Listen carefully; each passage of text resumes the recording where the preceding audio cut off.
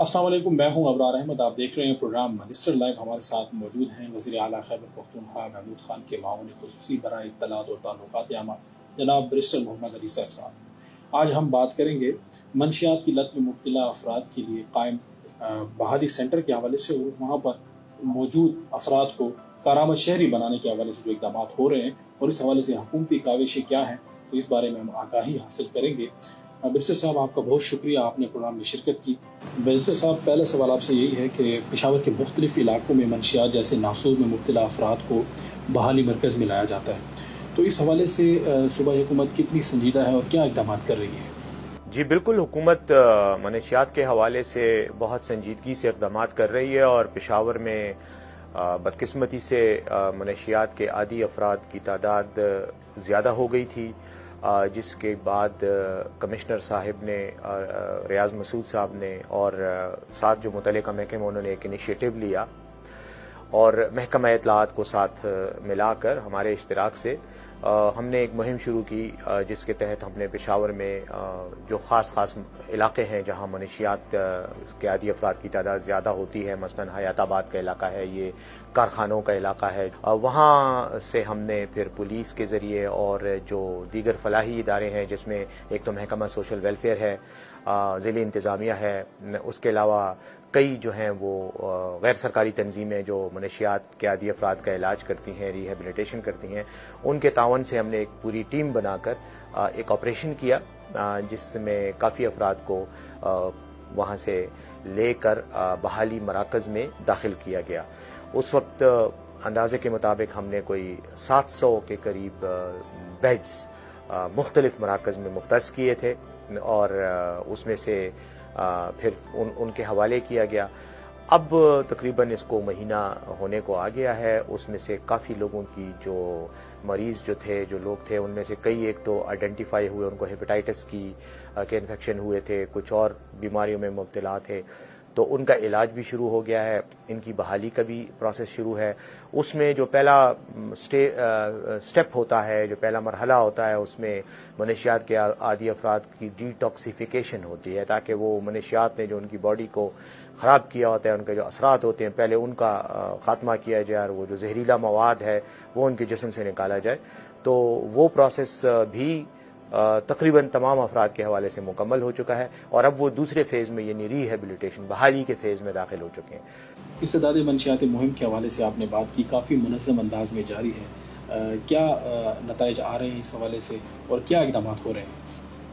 जी, मैं समझता हूँ कि जो हमारे अहदाफ थे वो अल्लाह के फजल से हमने खासी हद तक अचीव किए हैं। एक तो सबसे पहले तो उनको सड़कों से उठा के और जहाँ पे वो नशा करते थे उन मकामात से उठा के उनको बहाली मराकज़ में शिफ्ट करना था। ये ऑपरेशन जो है ये 2 दिन जारी रहा और हमने उनको वहाँ से पिक करके बहाली मराकज़ में शिफ्ट किया। उसके बाद वहाँ उनकी, जैसे मैंने बताया, डिटॉक्सिफिकेशन का अमल था, उसमें कुछ दिन लगे। वो अमल भी जैसे कि मुख्तलिफ मराकज़ में मौजूद थे, कुछ सरकारी मराकज़ हैं, कुछ गैर सरकारी इदारों के मराकज़ हैं, तो उन सब में एट अ टाइम ये सारा स्टार्ट हुआ। वो प्रोसेस अब हो चुका है, अब रिहेबिलिटेशन का मरहला है। उस सिलसिले में मैं ये बताता चलूँ कि जो महकमा सोशल वेलफेयर के तहत बहाली मरकज़ है अफ़गान कॉलोनी में, वहाँ मैं आज ही विज़िट करके आया हूँ और वहाँ पर तकरीबन 120 के करीब ऐसे अफराद हैं जिनको इस ऑपरेशन के दौरान उठाया गया था और अब वो बहाली के स्टेज में हैं। आज मेरी उनसे मुलाकात भी हुई। मैं तो मैं समझता हूँ कि एक अच्छा खुशाइंद मुझे वहाँ पे मुशाहिदा हुआ। लोग वहाँ पर एक्सरसाइज कर रहे थे,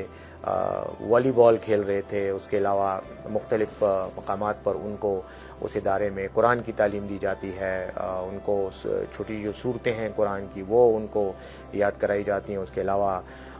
उनकी जो दीनी और इखलाकी जो एक तरबियत है उसका अमल भी जारी है। साइकेट्रिस्ट भी वहाँ मौजूद हैं, एक डॉक्टर साहिबा से मुलाकात भी हुई जो साइकेट्रिस्ट हैं जो उनका इलाज कर रही हैं। तो मैं ये समझता हूँ कि जितना भी मुमकिन हो सकता है वो हुकूमत कर रही है। उसमें एक ख़ुसूसी बात यह है कि जो लोग हेपेटाइटिस के या इस तरह की जो बीमारियां हैं जो अमूमन नशे के आदी अफराद को लग जाती है, क्योंकि वो इंजेक्शंस वगैरह जो सिरेंजेस होते हैं वो शेयर करते हैं एक दूसरे के साथ,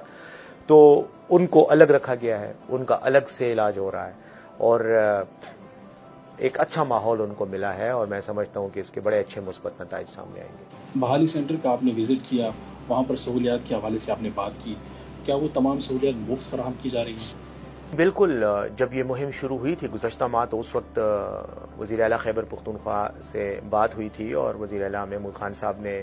بہت گریشیسلی جو ہے اس کے لیے اچھا خاصا فنڈ مختص کیا تھا، کروڑوں میں وہ فنڈ ہے اور وہ اس فنڈ ہی سے ہم یہ تمام ایکٹیویٹی کر رہے ہیں، یعنی ان لوگوں کو وہاں سے اٹھانا، ان کو شفٹ کرنا، پھر مختلف بحالی مراکز میں ان پر جو اخراجات ہوتے ہیں وہ سارے حکومت برداشت کر رہی ہے۔ ایون جو غیر سرکاری ادارے ہیں وہاں پر بھی جتنے مریض داخل ہیں ان کو فی کس جو ان پہ اخراجات آ رہے ہیں وہ بھی صوبائی حکومت اپنے خرچے پہ کر رہی ہے۔ نشے میں مبتلا مریضوں کی ماہرین سے کونسلنگ بھی کی جاتی ہے؟ بالکل جی، جو بحالی کا عمل ہے، ریہیبلیٹیشن کا جو عمل ہے، انہیں یقیناً ادویات کے ساتھ جو ان کی جسم کو مضبوط بنانا، ان کی جو قوت مدافعت ہے اس کو بڑھانا، اس کے ساتھ ساتھ ان کا نفسیاتی علاج بھی ہوتا ہے جس کے لیے سائیکیٹرسٹ اور سائیکالوجسٹ دونوں جو شعبے ہیں ان کے ماہرین کی خدمات حاصل ہیں، خواتین بھی اور مرد بھی، اور وہ ان کا علاج کر رہے ہیں 24 آورز۔ ان کو یہ سہولت موجود ہے ان کے لیے، اگر کسی کو کوئی پرابلم ہوتی ہے تو وہ سائیکیٹرسٹ کو گھر سے بھی بلایا جاتا ہے، ورنہ ڈیوٹی پہ وہاں موجود ہوتے ہیں۔ تو یقیناً کیونکہ اصل میں یہ ایک ایسا نشہ ہے کہ جس کے نفسیاتی وجوہات ہوتی ہیں،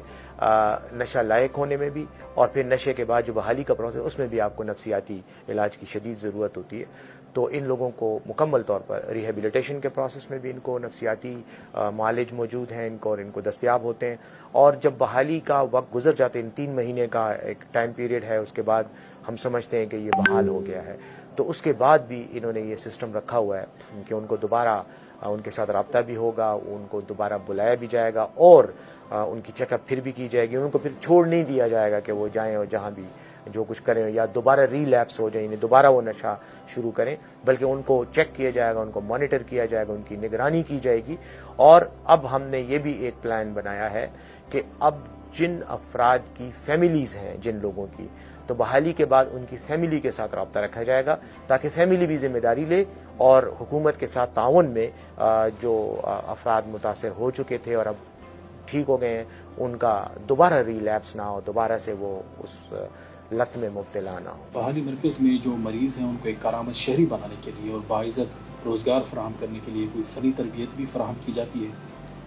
بالکل جی، یہ بھی اس پیکج کا حصہ ہے اور ہماری کوشش ہے کہ ہم ان افراد کو ایک تو سکلز سکھائیں، ان کو ان کی جو فنی صلاحیتیں ہیں، ان کی جو پیشہ ورانہ صلاحیتیں ہیں وہ ان کو تربیت بھی دی جائے، تعلیم بھی دی جائے، اور ان کو اس قابل بنایا جائے کہ جب یہ بحالی مرکز سے باہر نکل کر معاشرے میں جائیں تو یہ اپنے لیے باعزت روزگار کما سکیں۔ آج میں جب گیا تو وہاں پر یہ جو ٹیلرنگ ہے، درزی کا کام ہے، یہ ان کو سکھایا جا رہا ہے۔ اس کے علاوہ چھوٹے موٹے سکلز، مثلا الیکٹریکل کام جو ہے، یہ وائرنگ وغیرہ، یہ چیزیں بھی ان کو سکھائی جا رہی ہیں۔ اور ایک عجیب سی بات یہ تھی کہ ان میں کئی ایسے لوگ ہیں کہ جو اچھے خاصے پڑھے لکھے بھی ہیں لیکن اس لت میں مبتلا ہونے کی وجہ سے اس موذی مرض کا یا کہیں یا اس بیماری کا شکار ہو گئے۔ کچھ ٹیلرز تھے، یہ خواتین کا جو کام ہوتا ہے، یہ وہ جو لباس ہوتا ہے عروسی لباس، اور وہ بنانے کے ماہر ہیں اس میں۔ کچھ جو ہیں وہ جنریٹر ایکسپرٹس ہیں، الیکٹریکل ایکسپرٹس ہیں، لیکن بدقسمتی سے اس لت میں مبتلا ہونے کے بعد وہ اپنی روزگار کو کھو چکے ہیں۔ لیکن اب ہماری کوشش یہ ہے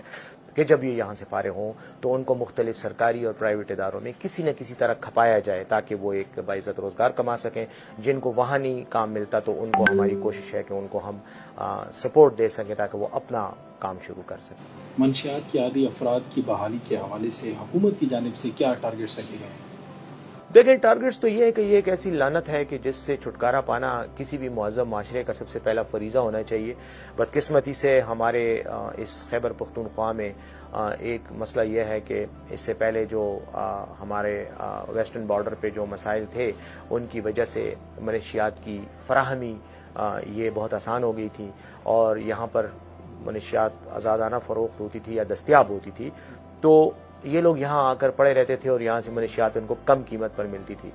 تو یہ بھی آپریشن کیا گیا ہے پولیس اور اینٹی نارکوٹکس فورس کے تعاون سے اور ایکسائز جو ہمارا محکمہ ہے ان کے تعاون سے یہاں پر مختلف آپریشنز کر کے ایک تو کوشش یہ کی گئی ہے کہ جو لوگ ان کو منشیات سپلائی کرتے ہیں ان کو روکا جا سکے.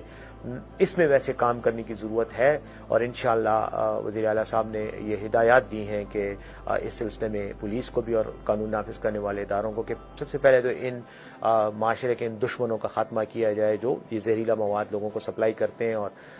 نسلوں کو تباہ کر رہے ہیں. لیکن ٹارگٹ یہ ہے کہ ان لوگوں کو بھی پکڑا جائے, سورس جو ہے اس کا جو ذریعہ ہے اس کو بھی روکا جائے اور جو افراد ہیں ان کو بحال کیا جائے, ان کو ریہیبلیٹیٹ کیا جائے اور ایسی سچویشن بنائی جائے کہ یہ آسانی سے ان کو یہ چیز دستیاب نہ ہو تاکہ دوبارہ ری لیپس نہ ہو سکیں. تو بس ہماری طرف سے تو جو کوشش کر سکتے تھے ہم کر رہے ہیں. جیسے میں نے کہا بہت بڑی تعداد میں لوگوں کو اٹھایا گیا ہے, لیکن پھر بھی میں کبھی بھی یہ دعویٰ نہیں کروں گا کہ ہم نے 100% کامیابی حاصل کی ہے. یقیناً ابھی بہت کچھ ہم نے کرنا ہے اور اللہ سے دعا ہے کہ ہمیں اپنے اس مقصد میں کامیاب کرے اور ہم اس لعنت سے قوم کو نجات دلوا سکیں. آخر میں جو ہماری نوجوان نسل ہے ان کو اس سنجیدہ موضوع کے حوالے سے کیا پیغام دینا چاہیں گے؟ جی بالکل, میں تو یہ سمجھتا ہوں کہ ہمارے جو عوام ہیں خاص طور پر نوجوان ان کو چاہیے کہ اس لعنت سے دور رہیں اور اس کی بنیادی وجہ جو ہے وہ ذہنی اور نفسیاتی پریشانیاں ہوتی ہیں. میں تو یہی کہوں گا کہ ہمارے دین میں اسلام میں اس کا علاج ہے. اللہ کے ساتھ رابطہ رکھیں, عبادات کریں, اپنے کردار کو اور اپنی سوچ کو صاف رکھنے کی کوشش کریں اور مثبت سرگرمیوں اپنے آپ کو انوالو کریں. ایسی سرگرمیاں جس میں آپ کا ذہن فارغ نہ ہو, جس میں آپ کوئی اچھی تعمیری سوچ جس میں آپ کو آ سکے. اپنی فیملی کے ساتھ وقت گزاریں, اچھے دوستوں کے ساتھ, اچھے کردار کے لوگوں کے ساتھ اٹھیں بیٹھیں تاکہ آپ کو تعمیری باتوں میں دلچسپی پیدا ہو, پازیٹیو چیزوں میں, مثبت سرگرمیوں میں آپ کو دلچسپی پیدا ہو اور آپ اس میں کام کریں. اور یہ ایک ایسی لعنت ہے کہ یہ وقتی طور پہ تو آپ کو چند سیکنڈز کے لیے یا چند منٹوں کے لیے تو آپ کو ریلیکس کر دیتی ہے, لیکن اس کے بعد ساری عمر آپ اس موذی مرض کا شکار ہوتے ہیں. اس میں آپ کے خاندان کی بھی بدنامی ہے, آپ کی اپنی بھی بدنامی ہے, دنیا کی بھی ذلت ہے اور آخرت کی بھی رسوائی ہے. تو اس لیے میں تمام لوگوں سے, تمام پاکستانیوں سے یہ درخواست کرتا ہوں کہ اس موذی لعنت سے اپنے آپ کو بچانے کی ہر ممکنہ کوشش کریں. اور میں یہ بھی کہنا چاہتا ہوں کہ جو لوگ اس مذموم کاروبار میں شریک ہیں حکومت کو اطلاع دیں, ہمیں اطلاع دیں, متعلقہ اداروں کو اطلاع دیں تاکہ ان لوگوں کے خلاف بھی ایکشن لیا جا سکے اور ان کو بھی کیفر کردار تک پہنچایا جا سکے جو اس معاشرے میں تباہی لانے کے ذمہ دار ہیں. بہت بہت شکریہ. بہت بہت شکریہ بیرسٹر صاحب آپ کا. ناظرین, آپ کو ہمارا پروگرام کیسا لگا اپنی رائے کا کمنٹ باکس میں اظہار کر سکتے ہیں. اگلے پروگرام تک کے لیے اجازت دیجیے. اللہ حافظ.